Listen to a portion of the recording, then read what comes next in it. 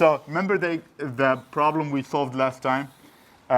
This is an infinite wire that carries a current. And at the very end, I said, let's have an example. And I gave you an example where the wire is 1 meter long, right? And if the wire is 1 meter long, then, so obviously it's not infinite, right? If it's not infinite, I cannot use the formula that we derived anywhere. It has to be used where? Very close to the wire. How close? It has to be used when you are close or a distance from the wire that is much smaller than the length of the wire. Okay?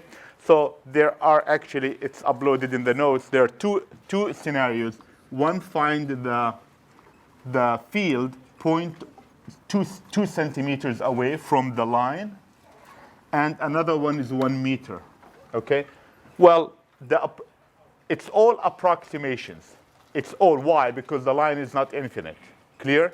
The line is not infinite. So it has to be an approximation. So if you're very close to the wire, the approximation is much better than being far away from the wire. That's all I want to say. Okay? Today I will continue and solve another problem, another important problem. Actually, it's quite important. And that is the magnetic field due to a loop. Okay? The magnetic field due to a loop. I'll try to use different colors here. So, and this is the plan for today. Okay, let me tell you the plan. So the plan is to find the B for a current loop. That's number one. And number two, find B due to N turns. A loop made of N turns. You can guess where we're heading with that. The inductor, right? And then after that, if time permits, I'm going to go back and solve the line problem using the same method that the book did. Okay? So solving the infinite, actually not infinite, but the line problem. Okay? That's the plan. Okay? So I'm going to come back to this at the very end. Okay, so let me draw this. So first of all, we have a loop. And before I put the loop, I'm going to draw the coordinate system. So the coordinate system is x in this direction, y in that direction, and z in that direction. X, y, z. And the loop is positioned in the xy plane. In the xy plane. So I'll do my best to make a loop like this. Okay? This is not a perfect loop, but if we were looking from the top, I'll put it right here. So we're looking from the top. So this will be the y, and this will be the x. The loop will be symmetric about this point, center, and it will look like that. So this is a current. Now, it's always good to ask these questions, the reality, connecting this to reality. We say this is a loop. One would say, where in the world did the current come from? Right? Well, I'm going to sneak in here, make a tiny, tiny cut, gap, nano-size gap. I'm going to put a little battery there, and there you have it. Yes? Is this loop a perfect circle? It's a perfect circle. It's supposed to be. Okay? Are you trying to say that I do not draw a perfect circle? Okay. All right? Now, if it's not perfect circle, I cannot solve this problem analytically. Okay? Okay, if it's not perfect circle, if it's a square, you will see at the very end, I cannot do it analytically. Okay, people have spent a lifetime developing methods to solve non-symmetric type problems. Okay, so the problem is simple. The problem statement is that I want to find the field right here. So this is my OP, observation point, right here along the z-axis. Okay, if my observation point is anywhere else, the problem is not easy. Okay? So again, this is not a math course. We don't want to challenge your math abilities. We want to see if you can construct the physical part of the problem, the physics part of the problem.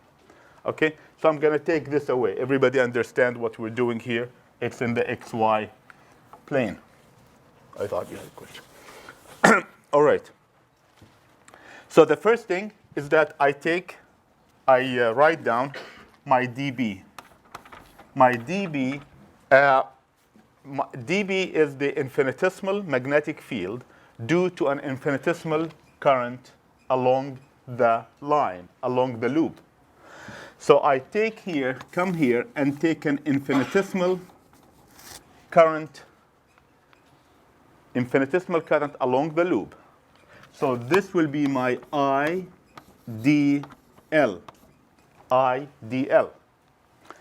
So I have an I. By the way, if we do not have a constant I for these problems, I cannot solve them. So we are, just to remind ourselves, I'll put it right here. We are in the magnetostatic fields. Magnetostatic fields, which means that I is constant. I saw a hand somewhere. Yes? Is the DL tangential?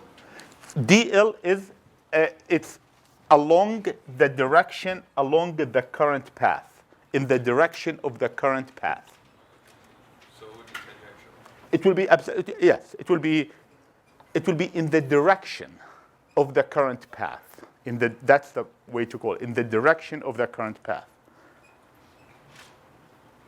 Okay? So infinitesimally, yes. To answer your question, infinitesimally, yes. Right? So in other words, if I had this loop here, at each point, DL is pointing in that direction, which is the tangent to that circle. Okay? All right. So dB equals mu naught I dl cross with r hat divided by r squared. I am just putting the magnetic field template. This is the magnetic field template. Okay? Yes? 1 cubed divided by 4 pi. Yes, I'm going to, yes. 4 pi. Okay? This is the magnetic field template for an infinitesimal current. Infinitesimal current, okay? Right here.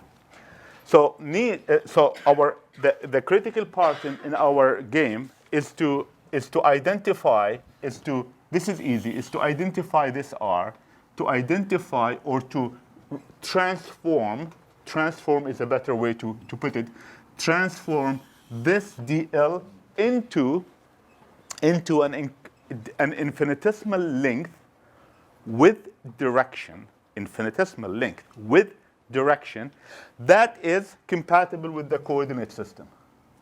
Okay? That is compatible with the coordinate system. Okay? We'll show you. Okay? And the last thing, I need R. And that is R hat. So what is R? R hat is the vector, the unit vector. I'll give myself some room here. So this goes like that. Is the unit vector. So I'm going to take OP. Everybody understands. Leave it in your notes. OP is the observation point, just to give myself some room. So R is the unit vector, that goes in the direction of the line that starts at that particular infinitesimal current, okay, and connects that current to the observation point. So now my question is, we need to find dB. The problem is to find B at that observation point. Okay? So the observation point is along D. So now R is easy, right? R is this distance. So this is the radius. I need to give you that piece of information. So let's say we have a radius of A. This point is Z prime or Z? Z, because that's an observation point. We reserve the prime for the source. Okay? So R is Z or Z squared plus A squared square root. So this is R here, the distance from here to here. R hat is, R hat, you go inside and you go up. Inside, up. Inside, it really doesn't matter. It can be minus R, minus A, or A. So we can go minus A plus Z. So minus A R. So I'm going to use the cylindrical coordinates R minus A R hat plus Z hat. That is the direction, and I divide it by the magnitude to give me a unit vector. So this is A squared plus Z squared square root. So now I check my notes to see if I've done it correctly. Yes? Okay, in the notes, the only difference is that I used R here. Okay? Okay, so the rest, I'm going to right now, I'm going to continue and put everything. Before I put everything, what else is left? DL, right? I need to know DL. So DL is the arc length, this arc length right here, okay, which is A D phi. So if this angle is phi, the cylindrical coordinates phi, then this length here, the length is A multiplied by D phi. And D phi is the angle between these two lines.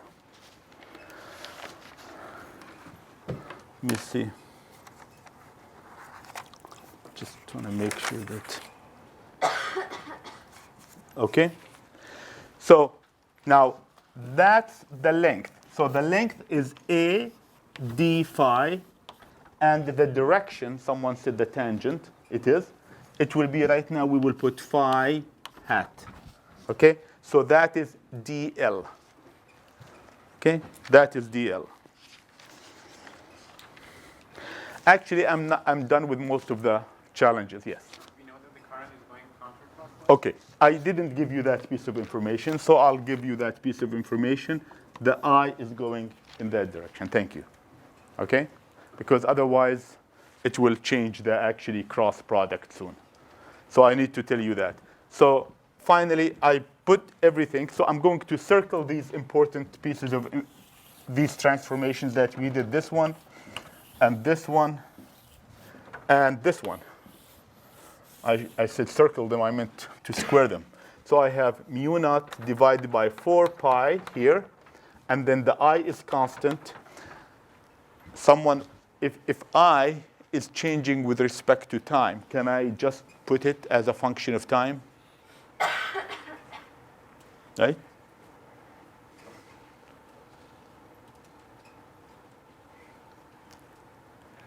What do you think?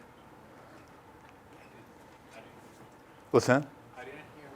If I is a function of time, can I just keep it out because time, I'm not integrating with respect to time. So I can take it out. No. That doesn't work if I is changing, so It has to be constant. We can't use this physics. This physics breaks down if I is changing with time. Completely breaks down. Okay? So it has nothing to do with the integration. If I is changing with time, that's the last week of this course. That's when we bring Faraday into the game. That's when the fun begins. All right. So I mu naught. What else? Okay. So now I have dl. I can go very quickly. I take the a out, and then I integrate. I have d phi hat divided by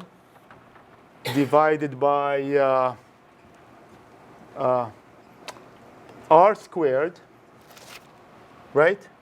So I'm going to put this like that.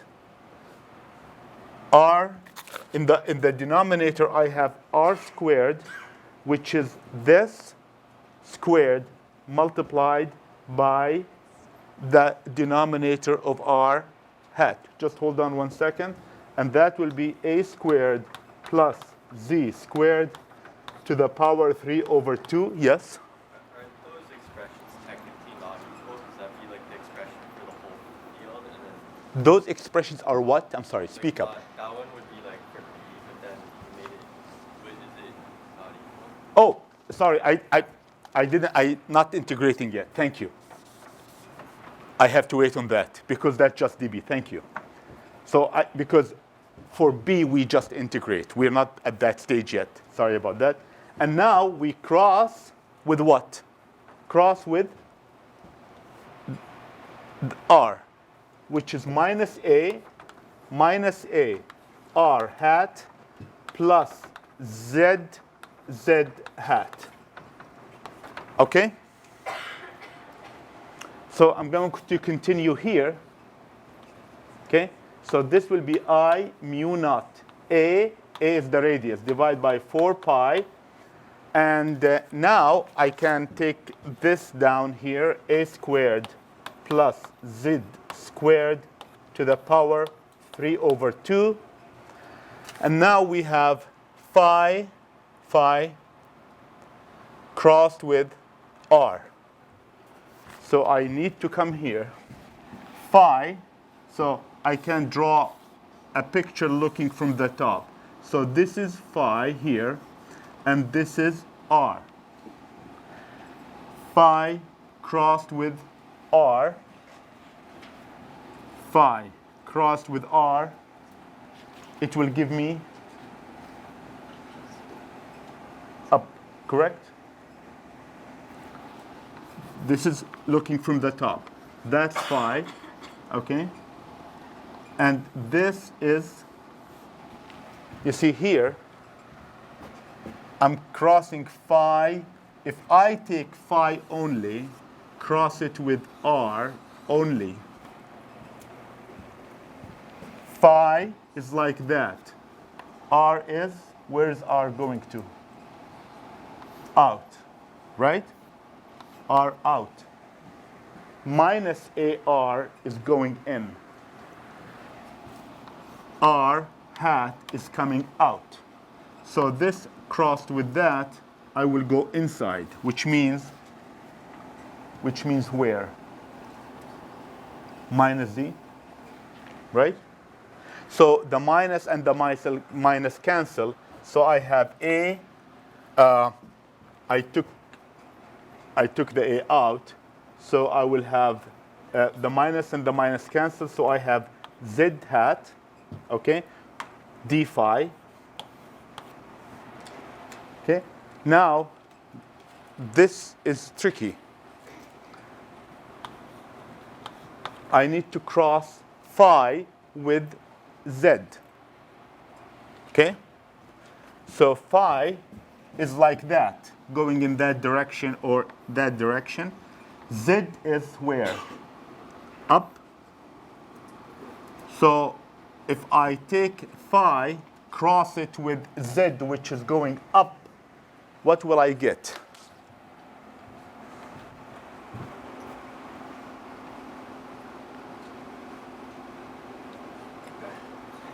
Trying to turn it off, but it's not. Okay, good. So I'm going to get a component. My second component will be in the which direction? In the R direction. Okay? That clear? So this component or this component crossed with the z component, the right-hand rule, I'm going to get an r component. So now, I can write that down there, but I don't want to.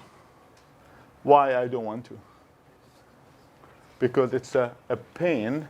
If I were to do that, this is very, very critical element here, is that it's a pain if I were to do it for each DL. For each little increment of current, I have an R which is pointing in one direction. I'm going to go to the second element, and it's going to give me an R pointing in a different direction. When you cross phi cap with minus a times r cap, why is the result not a times z cap? A times, you mean here? You're talking about the second, the first one. Phi crossed with R. Is the answer supposed to be a times z cap? Yes. There's A. No, but that A is from the other one. Yeah. Oh, then there's another A. Thank you. So it'll be a squared. Absolutely. Absolutely. Thank you. No, the second term. Just the second. Oh, it's here. Only here. Thank you. Absolutely. Good. He pointed out that what I did is that there's an A already here. I assume that's the A that came out of here. Thank you. Okay? So now you see why I don't want to write this here, the second one, because that's when this expression, if you really don't have the physics in mind, and if you want to do it purely mathematically, it will take you forever. Because if you take the phi, cross it with the z, you're going to get r coming out. But anticipating that I'm going to integrate over the entire elements, I'm going to get a very difficult integral to evaluate. So I'm not going to do that. So I'm going to cross this out. Why? Because of symmetry. You see? So each one of those is going to give me one R going in this direction, one component going in that direction, and the opposite one is going to give me the opposite one. So I don't have to do that evaluation. Okay? So symmetry is going to save the day. So I don't have room here. Actually, I do. So I thought I do.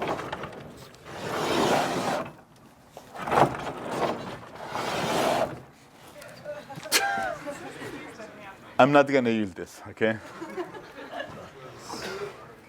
So I'm going to continue here.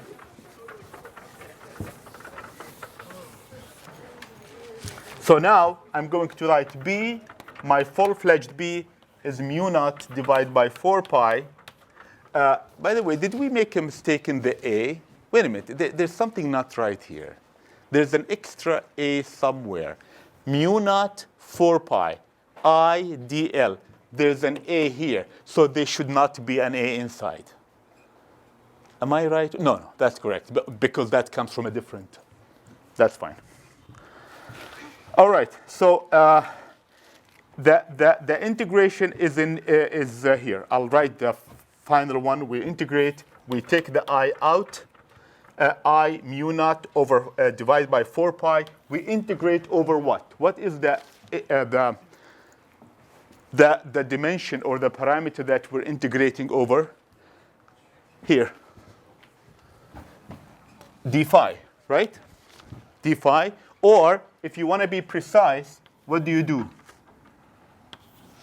phi prime. Why? Because it is a source. All right? So phi prime goes from 0 to 2 pi, and then I can put the rest inside. So there will be a squared here, d phi prime, and this will be in the z direction, divided by z squared plus a squared to the power 3 over 2. Okay? So the physics is over. Okay? Actually, the physics is done when we're here. Okay? Once you get to this point, once you substitute this box and this box and this box into that dB, then that's a proof that you understand the physics. To move from that Further, that means we're just doing computational work. And finally, pure mathematics to come up with the final answer. And the final answer for this, we look up a table. Actually, do we need to look up a table or not? No, why? Because the z is a constant. So this is actually quite simple. So the integration over d phi prime is simply 2 pi, right? So the answer, the final answer is mu naught I divided by 2 a squared divided by z squared plus a squared to the power 3 over 2. I'm missing one thing here. I missed it actually in the notes. What am I missing? I heard that. What? Z hat. Because it's a vector. It's a vector. If I did not put the vector sign there, then I can take this away. Okay, so now the right-hand rule, it works because if you were to grab the wire here with your right hand, then and your thumb is pointing in the direction of the current, then your finger should be pointing in the direction of the magnetic field. What we learned in high school works, checks. What can we make? How can we interpret this, or what can we make of it? If A, let's start with A being extremely greater than Z. What does that mean?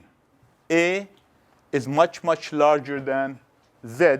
It means it's the same thing as saying I am very close to the center of this loop. Okay? So you have a huge loop and you have Z, reasonable Z. It's the same as you have a small loop and you're very close to the center. So scenario 1, Z is much smaller than A. Z much smaller than A. If this is much smaller than A, you can take this away, right? So you'll have A, the 2 cancels with the 2. You have A to the power 3, A to the power 2. You'll end up with 1 over A. So I have a B mu naught I divided by 2. And then I'll end up with 1A in the denominator, correct? Okay.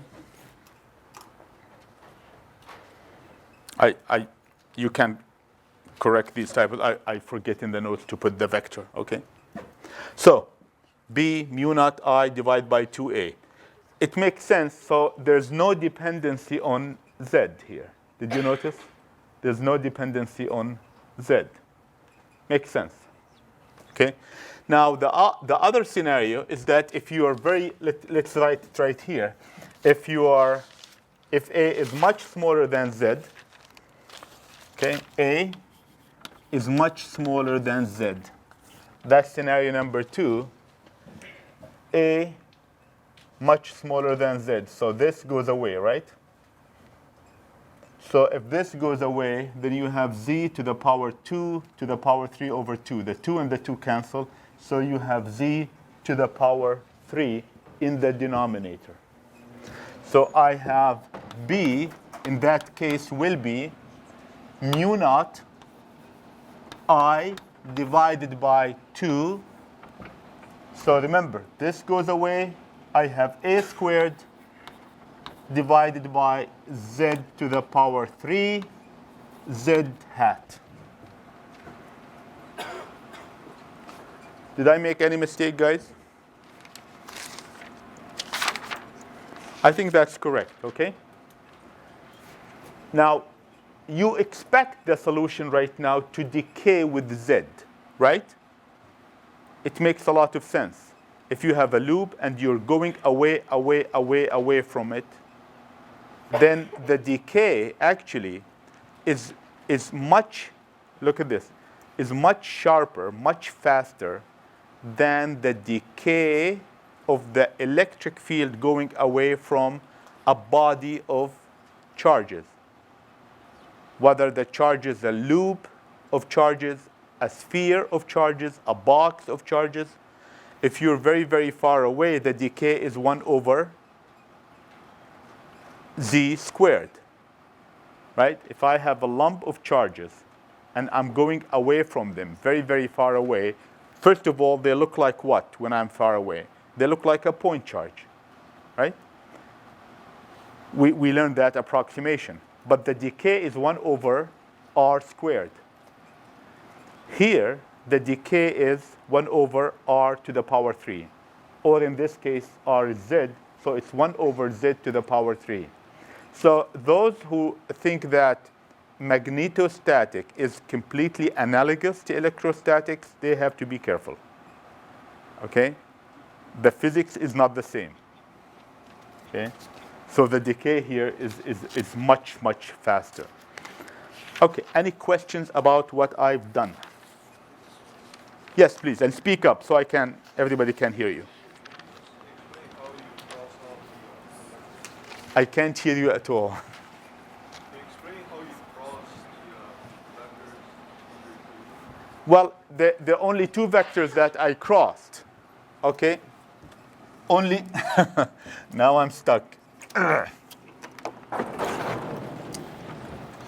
You understand that I did not need to cross the phi with the z because it gives me a radial component. The first one? Yeah, I'm going to go to it. But that's the second one. So the first component is just a matter of taking phi, the vector phi hat, and crossing it with the vector r hat. So I can look at this from the top because the 2 vectors that I'm crossing lie in the xy plane. So the phi vector is going in that direction, is tangential to the circle, and the r vector is orthogonal to that circle.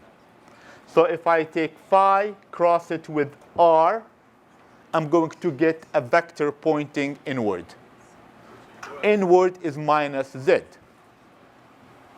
You take 2 vectors, when you cross them, first of all, if the angle between them is 90, you're going to get the magnitudes of these 2 vectors multiplied together. That's the product. Since this has a magnitude of 1, this has a magnitude of 1, their cross product, the magnitude of the cross product is 1. The direction is orthogonal to the plane where these 2 vectors lie. Okay? Now it's number 2. Number 3, is it going in which direction? Through the plane or out of the plane?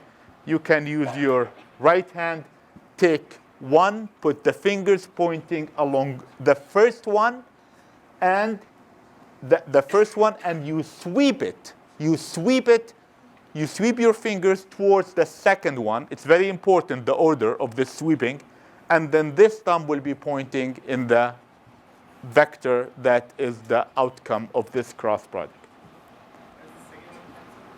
I'm sorry? Why is the second one cancelled? The second one, because we use symmetry. We said that I understand that this element here, this element, will have an opposite one on the other side.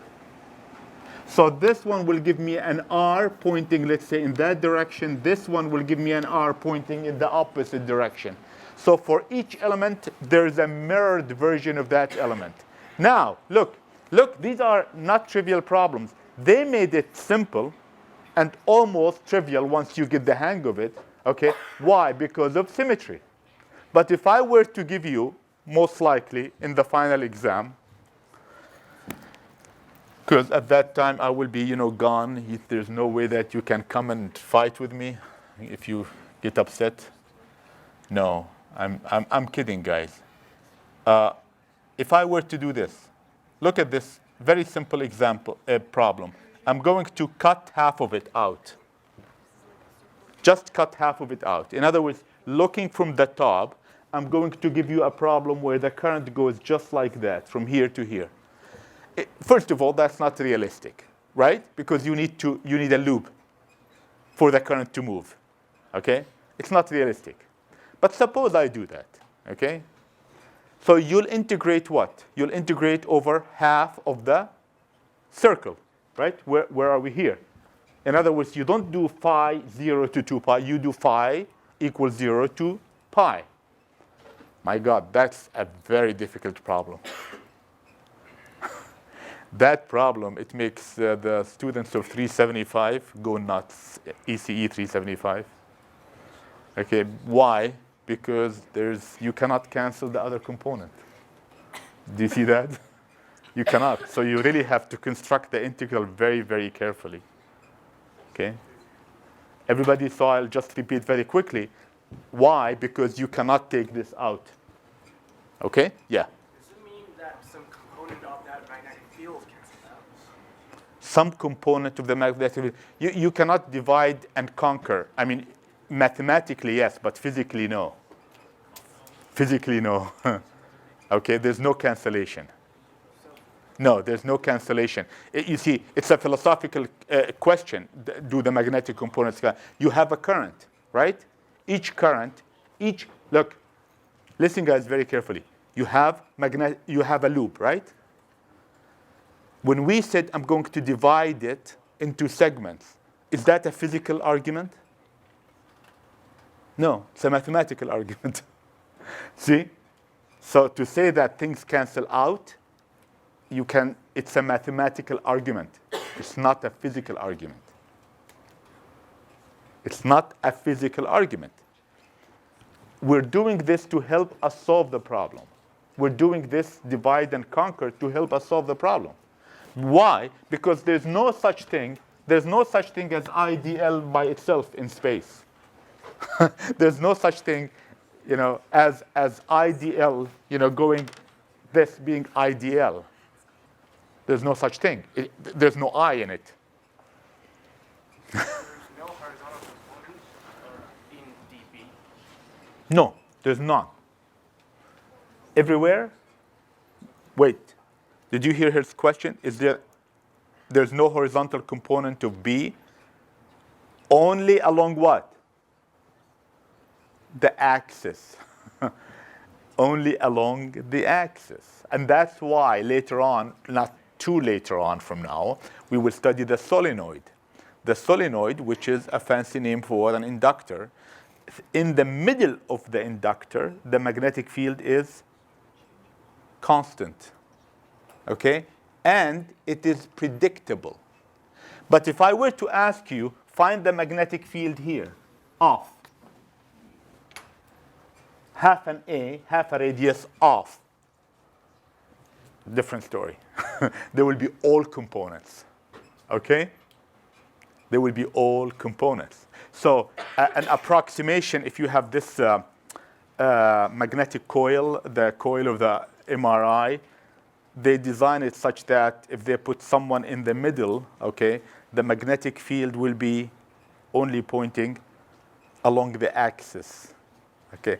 Now, is it 100% pointing along the axis? We know from here, is that if I'm here, off the axis, if I put another axis off the center, there will be all components. Okay?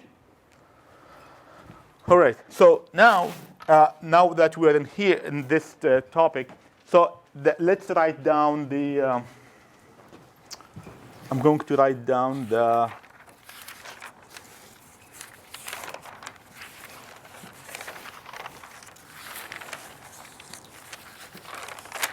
So the magnetic, where's my, oh, there.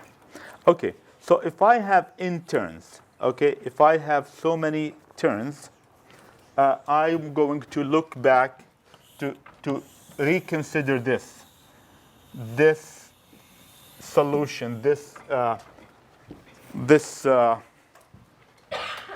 field quantity. I'm going to erase this.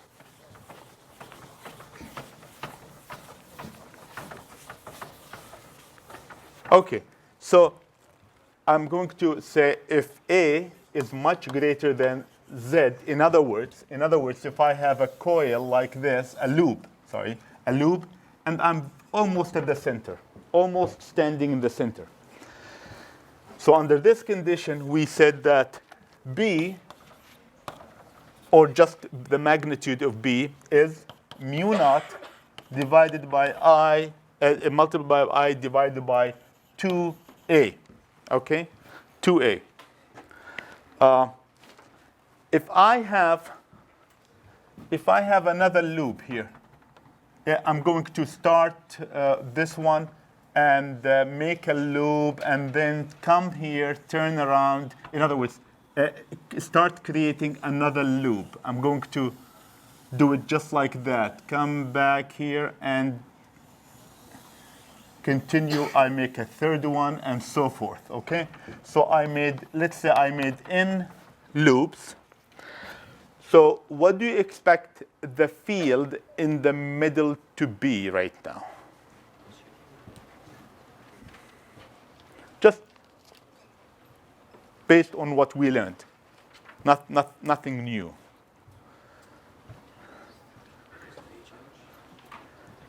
Each loop, yes, please. Would it be 3? Will be 3 or n times that quantity. Okay? Why? Because each loop, assuming that they are coincidental, they coincide. They coincide in space. Assume. Okay? Then if I have 2, I multiply this by 2. If I have n, I multiply this by n. Okay? In turns. I haven't gone vertical yet. I'm simply stacking one on top of the other one. Okay? If I go vertical, it's not a very trivial problem to solve. We're going to do it later. Unless I have infinite loops going in the vertical direction. So that's how actually we approximated the inductor. The inductor we approximated as having infinite loops. If I draw the loop, I'm going to draw the loop looking right now. I'm going to stand right here. This is me here. I'm going to look in that direction. Okay? So I'll take this away. So I'm going to see a straight line, right? Correct? So I'm standing here, or it doesn't matter, or you can be standing here. But as long as you stand anywhere in the XY plane and look at the loop, you'll see what? You'll see a straight line. You don't see a loop, right? You see a straight line. So the field, let's get a qualitative picture of what's happening. So along this center line, the field will be pointing either this way or this way. It doesn't matter, depending on the direction of the current. Okay? So let's say let's say that the current is going it's going like this. So I hold it, the B is going like that. So this is the direction of the magnetic field. Okay? It doesn't matter. We can turn the current around. But what I want to emphasize is that along the axis that goes right in the middle, I did not make this perfectly symmetric. The one that goes right through the center of the loop, the B is constant. Okay? We can do this, solve the problem numerically. We don't have the tools yet. But we're going to have a field that is going to look like this. Here, it's going to look like a circle. The field, if I get away from it, it's going to spread out like that, and so forth, okay? So here, it's going to look like that. So that's the magnetic field looking from this direction.